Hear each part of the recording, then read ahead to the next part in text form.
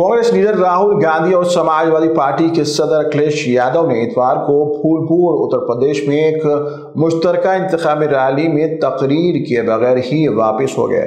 जैसे ही ये दोनों कायदीन तकरीर के लिए पहुंचे, उनके चाहने वालों का एक हुजूम स्टेज तक पहुंचने की कोशिश में खड़ी की गई रुकावटें तोड़ दी।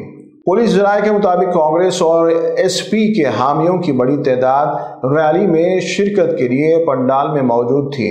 उन्होंने कहा कि जब यादव पंडाल पर पहुंचे तो स्टेज के सामने खड़ी भीड़ ने उन तक पहुंचने के लिए रुकावटों को तोड़ दिया, जिसके नतीजे में वहां भगदड़ जैसी सूरत-ए-हाल पैदा हो गई। एसपी और कांग्रेस ने अपने ऑफिशियल सोशल मीडिया हैंडल पर शेयर किए गए एक वीडियो क्लिप में दोनों रहनुमा अपने हामियों से स्टेज से पीछे हटने की दरख्वास्त करते हुए देखा गया, लेकिन उनके हामी वहां से हटने का नाम नहीं लिया।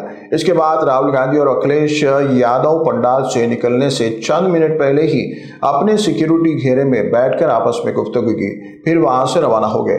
ये मुश्तरका रैली अमरनाथ मौर्य के हक में मुनक्किद की गई थी, जो फूलपुर लोकसभा सीट से एसपी के उम्मीदवार हैं।